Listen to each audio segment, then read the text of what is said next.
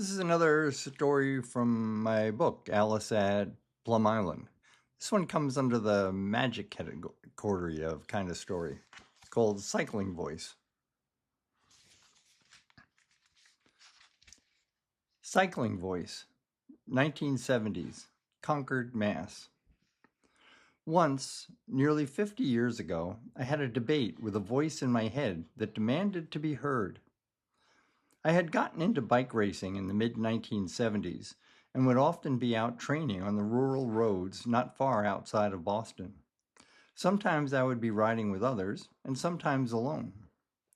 I had a bit of an attitude about these training rides, in that I believed I had a right to ride on the smooth pavement of the road and not on the gravelly 3 feet or so along the edge. There were two reasons for this. One was the speed and focus. Someone on a racing bike is going reasonably fast and focused on their workout. These weren't pleasure rides looking at the scenery, although it was always pleasant on the outskirts of Boston. The other was the tires. I don't know how they're made today, but back then you raced on what were called sew-up tires. They were lightweight and could take a lot of pressure, which also meant they were prone to going flat. It wasn't a good idea to ride that sort of tire on a gravelly bit of road. As I was riding, I would often hear cars coming up behind me, but I always held my line, thinking I had as much right to the road as they did, and they could pass when it was clear. I never looked back at the car, just kept my head down and pedaled, always.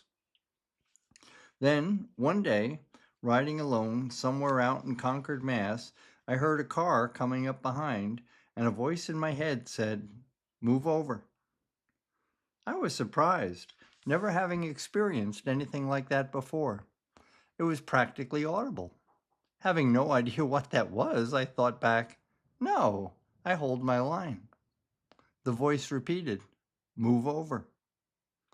Again, I said, "No, I'm not riding in the gravel."